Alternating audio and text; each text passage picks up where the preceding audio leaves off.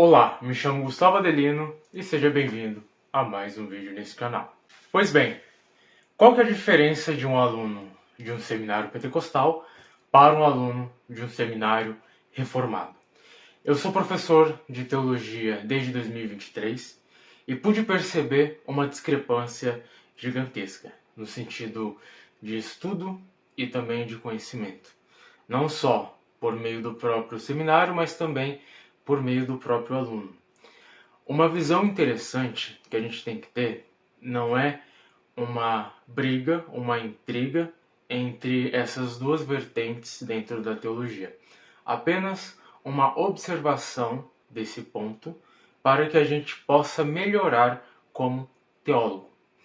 Quando eu iniciei as minhas aulas em um seminário pentecostal, pude perceber que o nível de conhecimento dos bacharéis é um nível muito baixo, porque quando você está no bacharel, você precisa pelo menos saber tanto do conteúdo do básico e do médio em teologia. Quando você chega no bacharel, que é o último nível, você precisa saber pelo menos o que é imagem e semelhança. Você precisa saber pelo menos como que funciona a hermenêutica. Você precisa pelo menos saber quais são os livros básicos que todo teólogo precisa ter, ou até mesmo conhecer alguns autores. Eu não digo obras clássicas, mas pelo menos autores que atualmente são referências.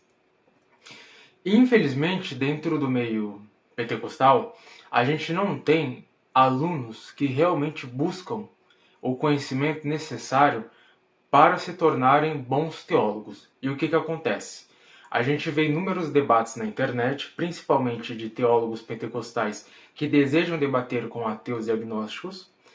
Esses mesmos teólogos, eles perdem o debate porque saem do seminário sem o devido conhecimento, porque não sabem fazer uma boa hermenêutica, não sabem fazer uma boa exegese, não têm dominância própria, não têm autocontrole, não têm todas as qualificações necessárias para poder exercer e produzir uma boa teologia. Então, a gente vê inúmeros teólogos pentecostais sofrendo ataques por conta dos ateus e agnósticos, porque não conseguem produzir ou até mesmo defender a sua própria fé. E quando ocorre de defender a própria fé, eles partem para uma ideia mais espiritual. Eu não digo que trabalhar com a ideia espiritual seja ruim, mas quando você está no debate, você não apela para a crença, você apela para o texto. O que o autor quis dizer? Como a gente consegue usar o método histórico-gramatical ao nosso favor? Como que a gente consegue interpretar o texto entendendo a política, as leis, a economia? Como que a gente consegue entender os usos e costumes? Como que a gente consegue compreender a história? Como que eu consigo aplicar a parte linguística? Porque o texto bíblico ele não foi escrito em português, mas sim em hebraico, aramaico e grego. Como que eu consigo fazer uma boa exegese do texto, já que a exegese ela é a base fundamental? Então, o que acontece? Acontece que a gente não tem, infelizmente, bons teólogos dentro dos seminários.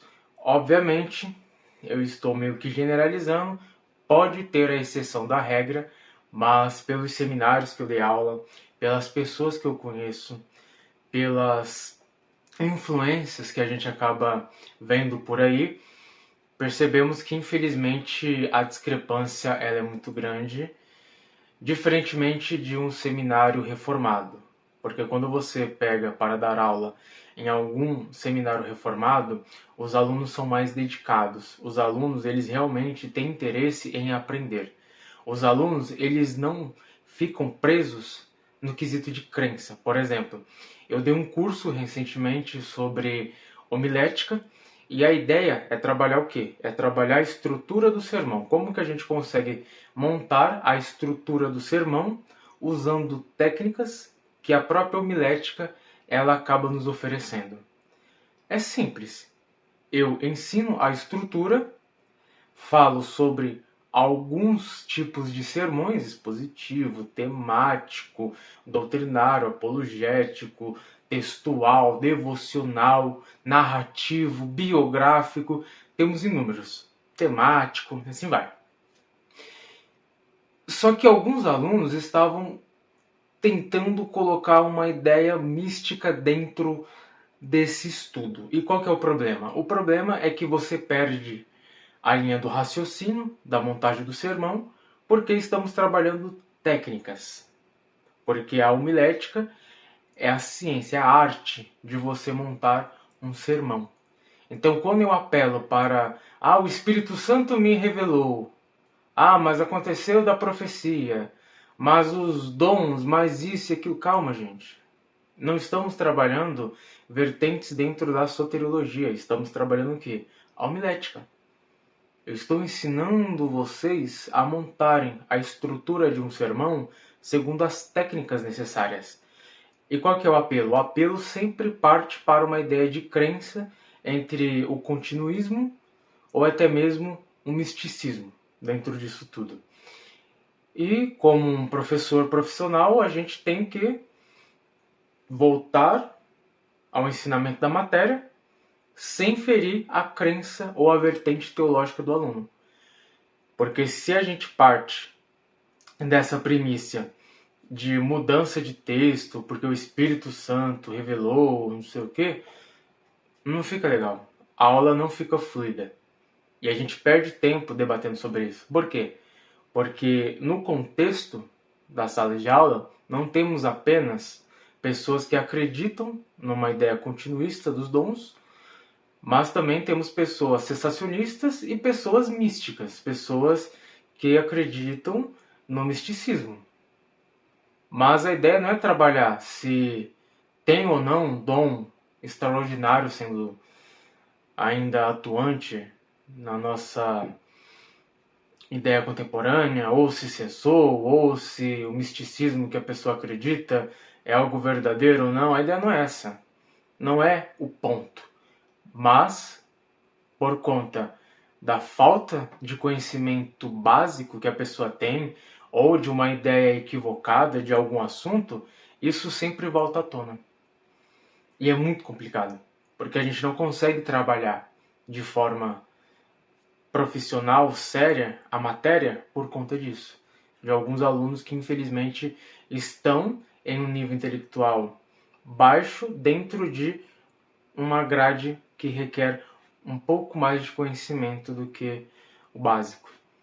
Infelizmente isso acaba prejudicando. Por isso que dentro dos seminários reformados a gente tem alunos mais voltados a pesquisas, mais voltados à leitura, a um estudo sério, a obras clássicas, a um empenho realmente naquilo que é necessário, naquilo que é ortodoxo, sem envolver essas questões de polêmicas, ou até mesmo se é errado ou certo aquele aqui. Não, não é o ponto. A teologia ela é muito abrangente.